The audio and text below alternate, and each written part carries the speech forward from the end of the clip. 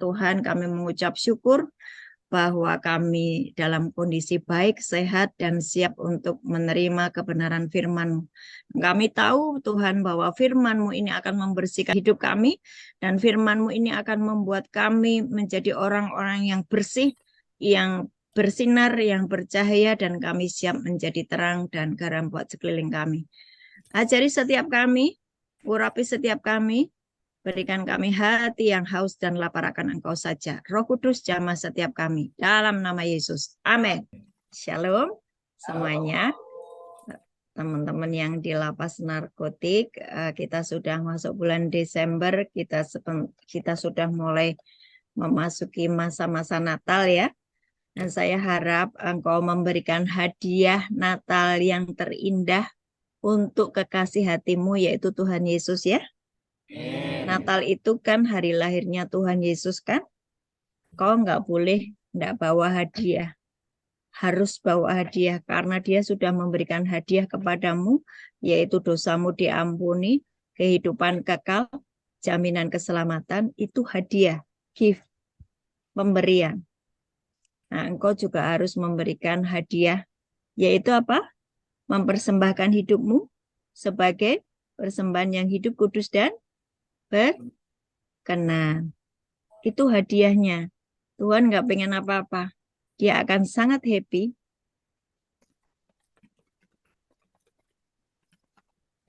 ketika engkau berkata, Lord, here I am. Ini aku Tuhan. Hidupku adalah kado Natal yang indah buatmu. Ucapkan itu di Natal tahun ini, dan pasti Tuhan akan disenangkan dengan apa yang kau ucapkan dan memang kau kerjakan. Ya? Oke ya? Sepakat ya? Bisa mengerti apa yang saya maksud? Di Natal tahun ini, kita nggak tahu juga kita masih bisa ketemu lagi enggak di tahun Natal tahun berikutnya. Mungkin ada yang dibawa pulang, mungkin ada yang mengalami banyak hal, kita tidak tahu. Tetapi mari di tahun 2023 ini ucapkan, Tuhan, aku tahun 2023 ini akan memberikan hadiah Natal yang terindah buat engkau kekasih jiwaku, yaitu hidupku, yang kupersembahkan sebagai persembahan yang hidup, kudus, dan berkenan, dan hadiah terindah untukmu. Pasti surga akan bersuka cita dengan ucapan. Amin.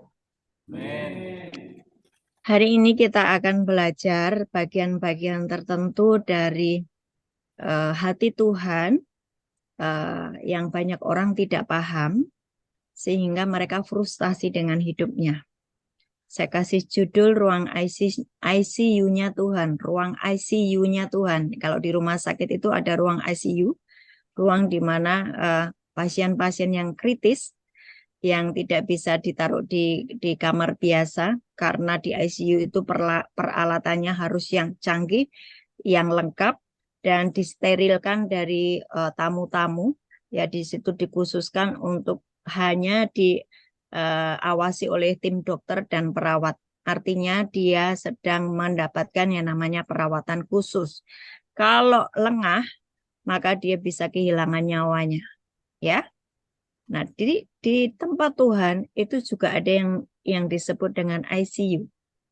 Maksudnya bagaimana? Mari kita pelajari ya. Yohanes 4 ayat 24. Buka Yohanes 4 ayat 24. Yohanes 4 ayat 24.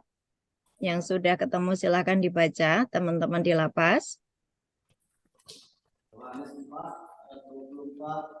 Ini firman Tuhan, Allah itu roh, dan barang siapa menyembah dia harus menyembahnya dalam roh dan kebenaran. Ya, Allah itu roh, dan barang siapa menyembah dia, artinya mau ketemu dia, mau komunikasi dengan dia, mau berhubungan dengan dia, engkau harus berhubungan atau engkau harus menyembahnya di dalam roh dan kebenaran. Artinya, Supaya apa? Nyambung. Allah itu roh, barang siapa menyembah dia harus menyembahnya di dalam roh dan kebenaran. Rohnya huruf besar dan kebenaran. Ya, roh artinya engkau harus sudah selesai dengan roh-roh dunia dan tinggallah di dalam kuasa Roh Kudus. Dan kebenaran. Apa itu kebenaran? Kebenaran apa sayangku? Kebenaran apa? Firman. Ya, firman Tuhan adalah kebenaran. Itu ada di Yohanes 17 ayat 17. Firman Tuhan adalah kebenaran. Jadi, supaya kita bisa connect dengan Tuhan, misalnya engkau berdoa, doamu tembus ke surga. Engkau harus hidup di dalam roh dan firman. Paham ya? Ini pelan-pelan saya harap yang paling belakang jangan ngantuk. Pelajari sungguh-sungguh karena saya sedang memberikan bekal buat hidupmu. Agar hidupmu ini menjadi sangat ajaib ya. Karena engkau ngerti hukum-hukum Tuhan. Nah Yohanes 4 ayat 24 itu bicara tentang Allah itu roh. Catat ya. Allah itu roh. Jadi saya juga harus hidup di dalam roh dan kebenaran. Poin 1. Yang kedua, 1 Yohanes 4 ayat 16. 1 Yohanes 4 ayat 16.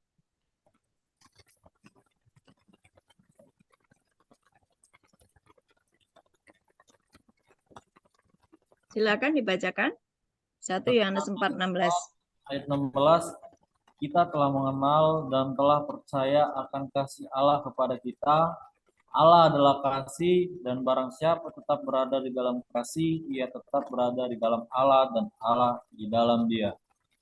Amin. Amin. 1 Yohanes 4 ayat 16. Kita telah mengenal dan telah percaya akan kasih Allah kepada kita. Allah itu kasih, dan barang siapa tetap berada di dalam kasih, ia tetap berada di dalam Allah, dan Allah di dalam dia. Artinya nyatu dengan Allah. Jika kamu hidup di dalam kasih.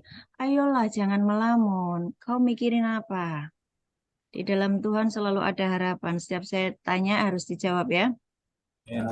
Sebagai tanda bahwa kamu mengikuti dan tidak melamun. Ya.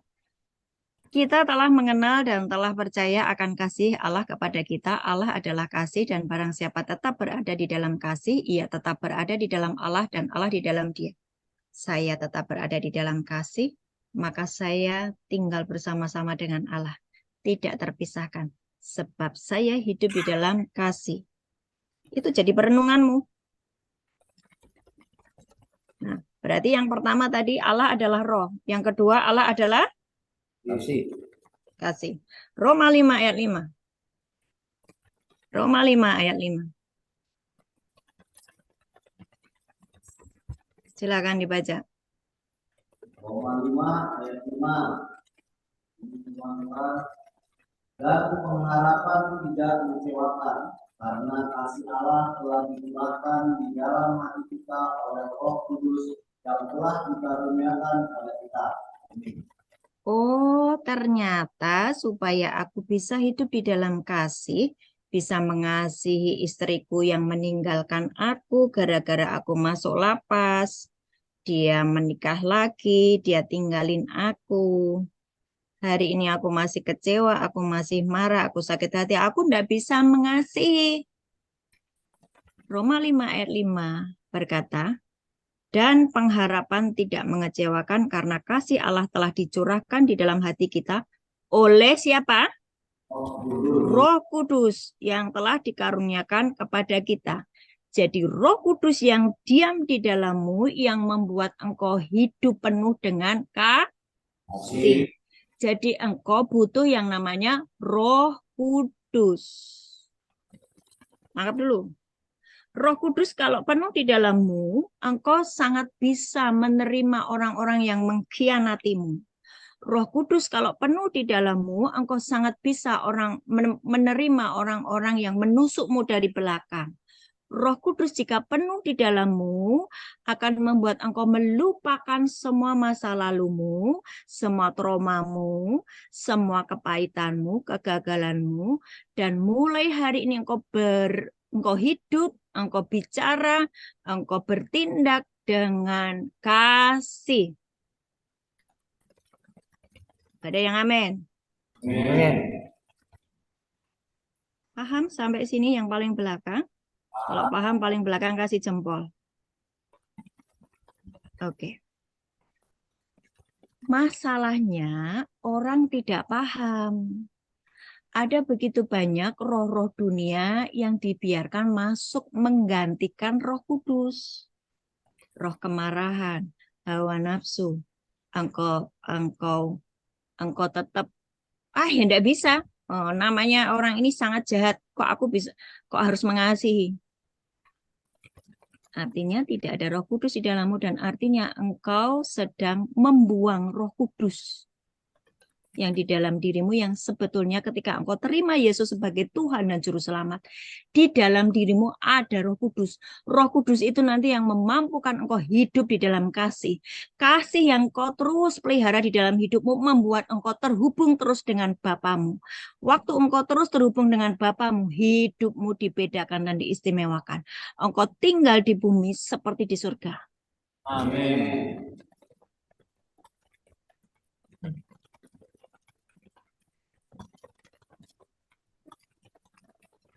Oke ya.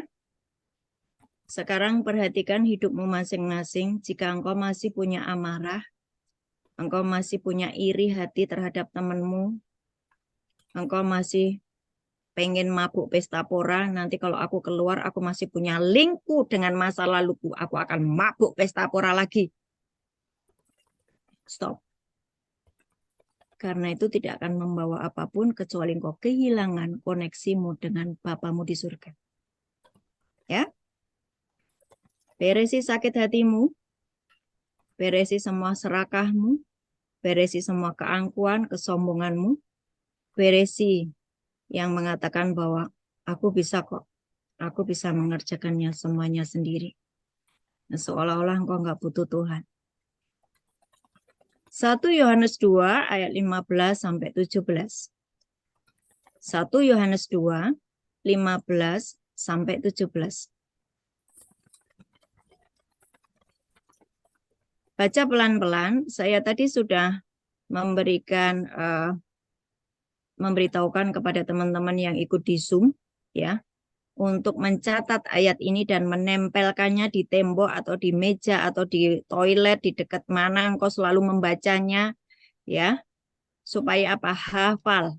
Karena ayat ini adalah poin penting supaya hidupmu tidak dibuang oleh Tuhan atau tidak kehilangan Tuhan selamanya. 1 Yohanes 2, 15 sampai 17 silakan dibacakan pelan-pelan. Yang ayat 15. 1 Yohanes 2 ayat 15. Janganlah kamu mengasihi dunia dan apa yang ada di dalamnya. Kalau orang mengasihi dunia, maka kasih akan Bapa tidak ada di dalam orang itu.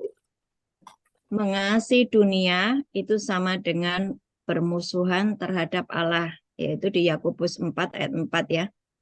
Enggak usah dibaca. Mengasihi dunia artinya engkau hidup di dalam daging. Itu di Galatia 5 19 sampai 21 tidak usah dibaca karena itu saya percaya sudah pada hafal. Galatia 5 19 sampai 21 itu hidup di dalam daging. Orang-orang hidup di dalam daging tidak akan mendapatkan bagian di dalam kerajaan surga. Itu di Galatia 5 19 sampai dengan 20 ya. Mengasihi dunia artinya engkau tidak menyamakan hidupmu di dalam Allah yang adalah roh. Engkau enggak mau hidup di dalam roh. Engkau enggak mau hidup dalam kasih, engkau enggak mau hidup dalam sukacita, damai sejahtera, engkau enggak punya kesetiaan, engkau enggak punya integritas, engkau enggak punya kelemah lembutan, engkau enggak punya penguasaan diri, engkau enggak punya kesabaran, tapi marah-marah terus, hawa nafsu terus. Itu engkau sedang bermusuhan dengan Allah. Engkau tidak mengasihi Bapa. even engkau ibadah, even engkau adalah hamba Tuhan yang sibuk pelayanan ke sana ke sini, tetapi jika hatimu masih mencintai dunia, engkau disebut tidak mengasihi Bapa. Sulit ya Bu, ternyata jadi orang Kristen, jadi orang Katolik itu sulit. Kau pikir hanya percaya Yesus mati masuk surga? Tidak semudah itu, bro. You mesti bertobat sungguh-sungguh. Ya. 16, perhatikan. Baca. Sebab semua yang ada di dalam dunia, yaitu keinginan daging dan keinginan mata serta keangkuhan hidup, bukanlah berasal dari Bapa, melainkan dari dunia. 3 hal itu yang berasal dari dunia itu bukan dari Bapa. 1, keinginan daging. 2, keinginan mata. 3, keangkuhan hidup. Keinginan daging, seks terus, ya, hawa nafsu terus, narkoba terus. Ya toh? Terus apa lagi? Makan yang enak-enak sampai kolesterol tinggi. Akhirnya masuk benar-benar ICU-nya yang di dunia, ya bukan ICU-nya Tuhan. Ya. Terus keinginan mata, duitnya cuma sedikit. Kalau lihat di Shopee semuanya pengen dibeli, akibatnya dia harus hutang. Akibatnya anak-anaknya nggak bisa makan, ya gara-gara sibuk nonton Shopee. Terus keinginan matanya hijau kalau lihat yang ini ono semuanya minta dibeli padahal duitnya nggak ada. Keangkuhan hidup. Saya mau share tentang sesuatu yang penting.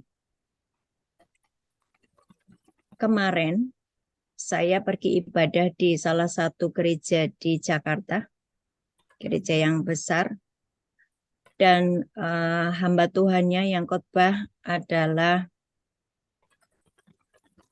yang dari Singapura, ya, Singapura yang pernah yang dari City Harvest, Kong Hee, ya, pernah masuk ke penjara, pernah di penjara selama 3 tahun.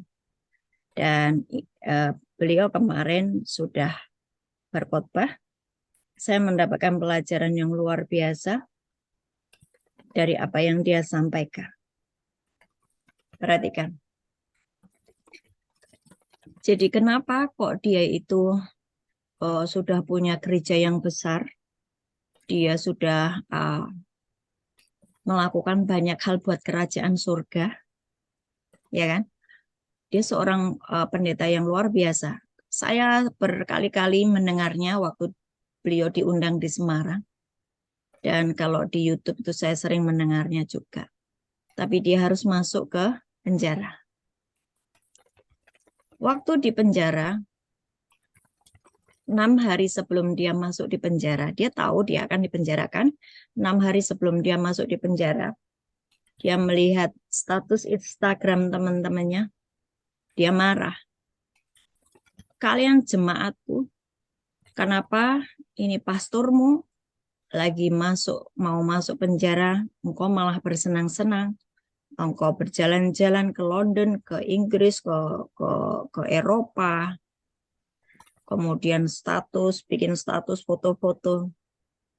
You nggak ngerti, pastormu ini sebentar lagi masuk penjara dan engkau bersenang-senang. Untuk itu, dia marah waktu lihat status jemaatnya. Tapi kemarahannya tidak mengubah apapun, dia tetap harus masuk di penjara.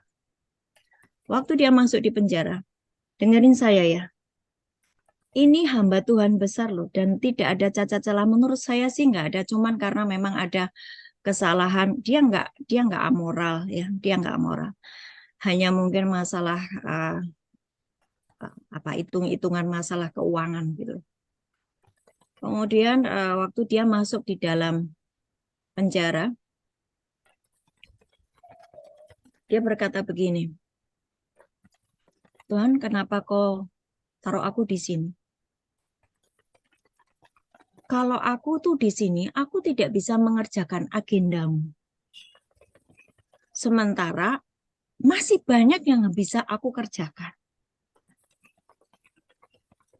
Kalau kau tetap biarkan aku di sini, dan aku tetap ada di sini, kerjaanmu keteter. Ya gitu, ngomong gitu toh sama Tuhan. Terus Tuhan itu ngomong gini,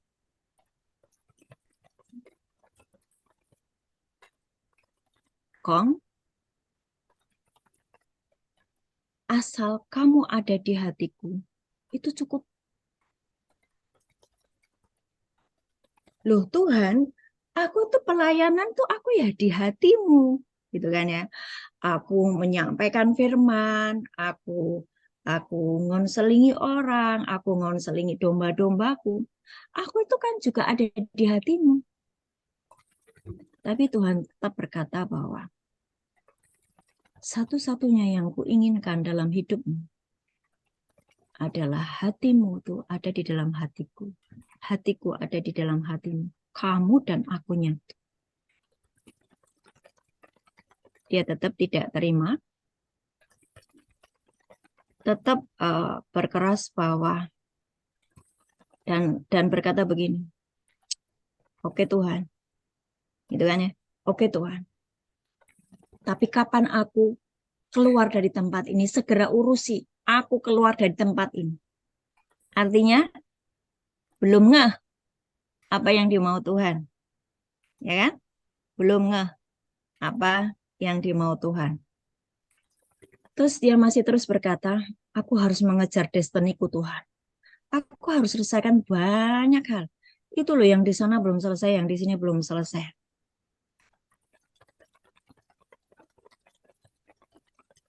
Akhirnya tetap Tuhan itu berkata bahwa yang aku inginkan dari hidupmu adalah engkau tetap ada di hatiku. Hatimu itu isinya hatiku. Tuhan berkata begitu. Setahun tetap tidak dikeluarkan, 2 tahun tidak dikeluarkan, tetapi akhirnya dia mengerti.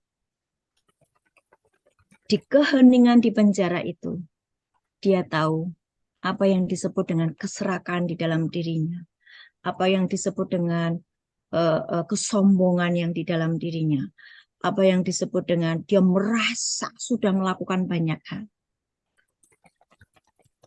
Dia sudah khotbah ke sana kemari di seluruh dunia. Dia menjadi orang yang sangat dihormati, orang yang punya karisma. Wah, semua orang kalau Konghi sudah naik di panggung itu ya, sudah naik di mimbar itu ada tepuk tangan meriah. Itu sudah membuat dia kehilangan yang namanya pribadi Tuhan sendiri. Dia sedang mengejar sesuatu yang sebetulnya itu bukan agenda Tuhan, bukan hatinya Tuhan.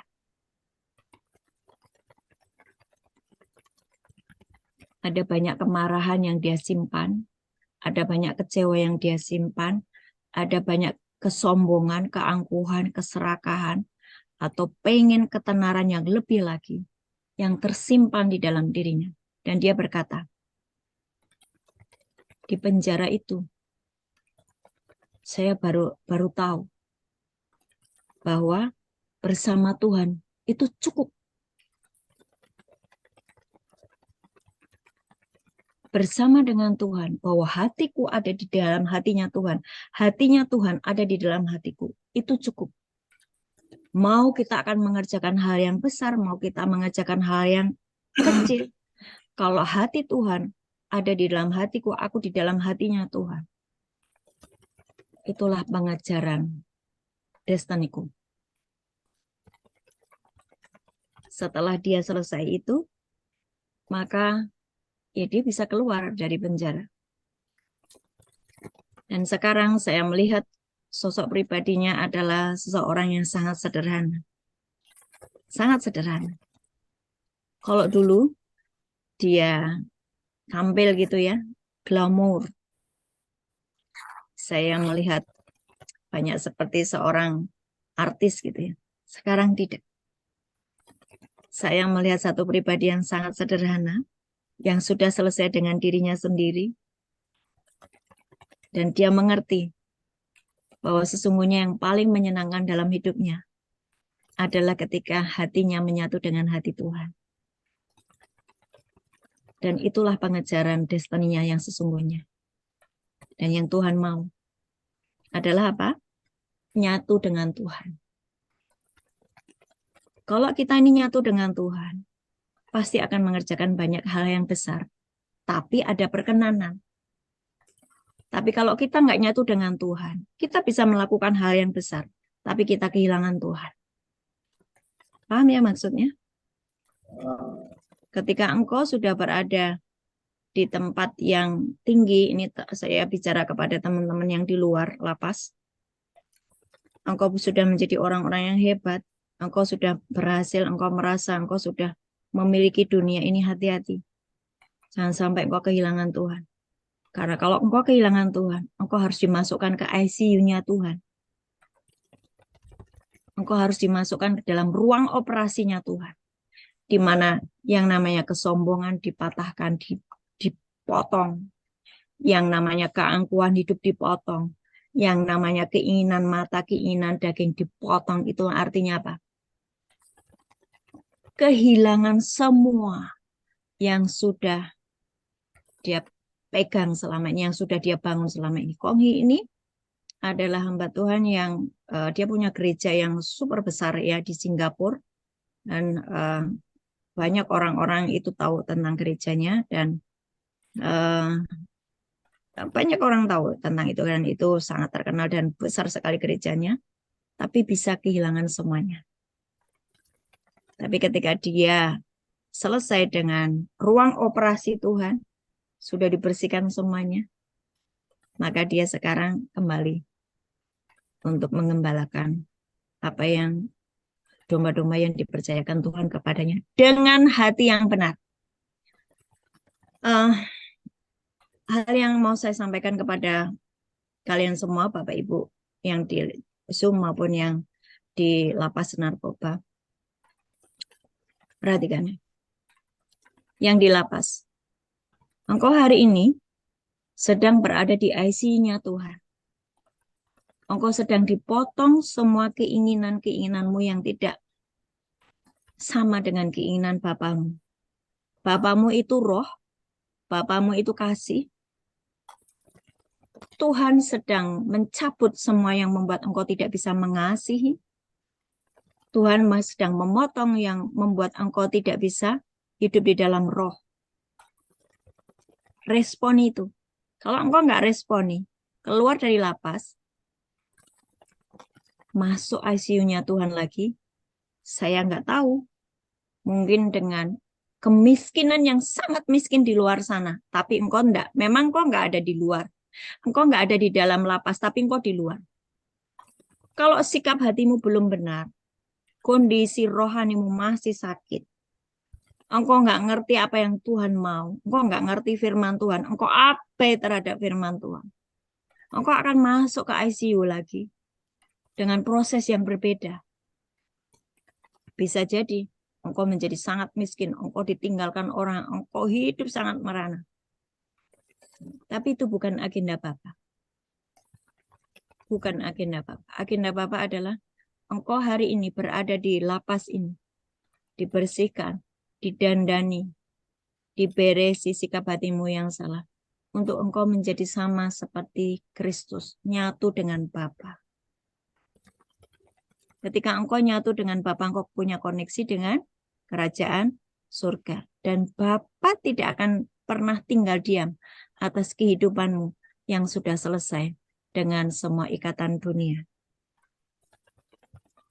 Baca 1 Yohanes 2 ayat 17. Lanjutnya tadi. 1 Yohanes 2 ayat 17. Dan dunia ini sedang lenyap dengan keinginannya. Tetapi orang yang melakukan kehendak Allah tetap hidup selama-lamanya. Amin. Perhatikan ayat ini. Perhatikan ayat ini.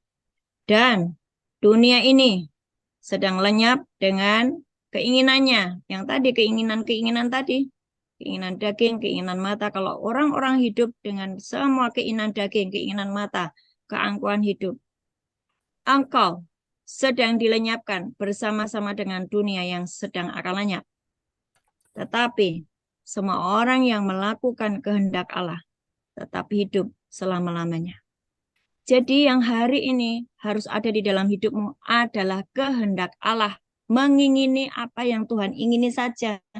Jangan punya keinginan-keinginan dan keinginan-keinginan pribadi, ambisi pribadi yang tidak selaras dengan firman. Engkau akan lenyap bersama dengan dunia yang sedang lenyap. Yang tinggal tetap apa? Firman Tuhan tinggal tetap. Orang-orang yang tinggal di dalam firman Tuhan, dia tetap tinggal tetap. Dia akan tetap dimunculkan di tengah-tengah dunia yang sedang gelap. Bagi teman-teman yang ada di luar lapas, kalau hari ini engkau sudah mendapatkan semua keberhasilanmu, tetapi engkau sedang kehilangan sosok Bapa. Engkau sedang kehilangan kasih Bapa. Engkau sedang kehilangan Bapa itu sendiri.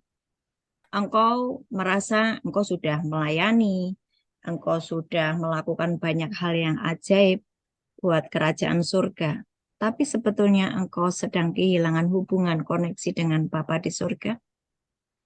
Mohon maaf, harus masuk dulu di ICU. Untuk apa? Dipotong semua error-error, kesombongan, keangkuhan, semua keinginan-keinginan yang melawan firman, yang tidak selaras dengan firman. Bagaimana saya tahu, Bu, kalau saya ini melanggar firman? Kan saya nggak tahu, wong saya juga sudah melayani hebat, ya kan?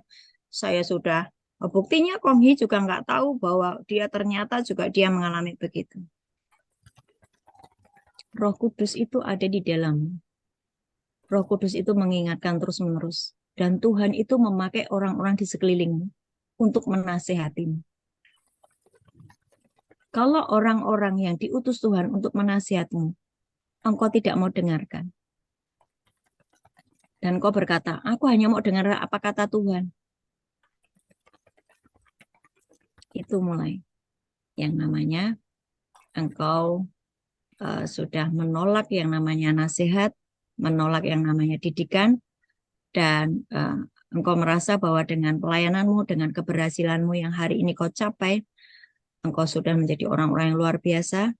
Tinggal tunggu waktu, Tuhan akan memasukkan ke dalam ICU-nya untuk diproses, dibersihkan, dikembalikan, dinolkan, supaya sikap hatinya benar dan menyatu dengan Bapa, Putra, dan Roh Kudus. Pilihannya ada pada kita semua. Cerita yang saya sampaikan baiklah membuat engkau berkesimpulan begini. Kalau begitu ya, lebih baik sekarang aku putuskan sendiri semua ikatan-ikatanku daripada nanti Tuhan yang menghancurkan aku, mengenolkan aku. Betul nggak? Sekarang Tuhan, aku menyadari aku ini sombong, aku ini masih ada konflik, aku ini masih suka kesal.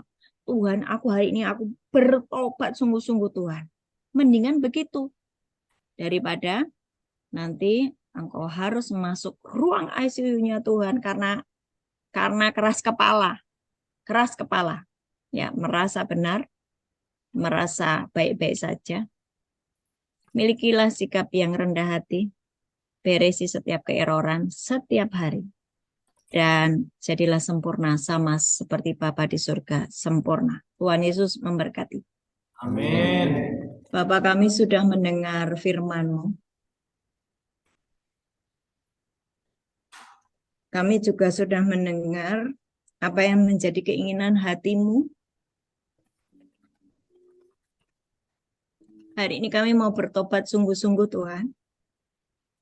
Apabila kesibukan kami di dalam pelayanan membuat kami kehilangan Engkau.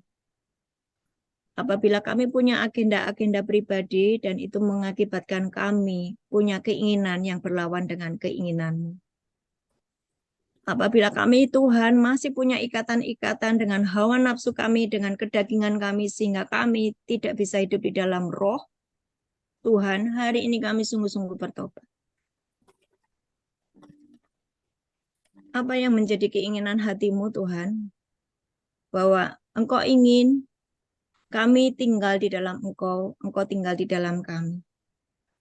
Pengejaran destiny kami adalah Engkau saja, Tuhan, menjadi satu dengan Engkau saja. Bila ini menjadi pola pikir kami dan membuat kami terus ada di dalam jantung hatimu. Aku berdoa Tuhan untuk anak-anakmu yang ada di lapas narkotika ini. Roh Kudus menjamah, Roh Kudus membebaskan dari semua ikatan-ikatan dan belenggu-belenggu dan pola pikir yang salah. Dan hari ini semua tembok-tembok kebenaran diri sendiri, semua pola pikir dunia, semua agenda pribadi dihancurkan di dalam nama Yesus. Dan biarlah Tuhan, hidup kami persembahkan sebagai persembahan yang hidup, kudus, dan berkenan. Pikiran kami, pikiran Kristus. Hati kami hanya mencintai Bapa, mencintai firman-Nya, mencintai Yesus Kristus. Dan hidup kami disertai dengan kuasa Roh Kudus saja, bukan oleh roh-roh dunia. Terima kasih Bapa di surga, aku serahkan anak-anakmu ini dalam tangan. Kami berdoa juga untuk teman-teman yang ikut Zoom hari ini. Tuhan, Kau bebaskan dari semua ikatan-ikatan yang membelenggu sampai dengan hari ini. Tuhan, bebaskan kami dari semua sakit hati. Tuhan, bebaskan kami dari semua keinginan-keinginan yang salah, yang melawan keinginan. Tuhan, hari ini kami bertobat. Dan kami mengejar destiny, yaitu nyatu dengan Engkau saja, Tuhan. Nyatu dengan Engkau saja. Maka kami akan menjadi orang-orang yang berkenan di hadapan. Angkat tanganmu, terima berkat. Tuhan Yesus Kristus memberkati kami dan melindungi kami. Tuhan Yesus Kristus menyinari kami dengan wajah-Nya dan memberi kami kasih karunia. Tuhan Yesus Kristus menghadapkan wajah-Nya kepada kami dan memberi kami damai sejahtera. Amin. Amin. Amin. Oke, Tuhan berkati.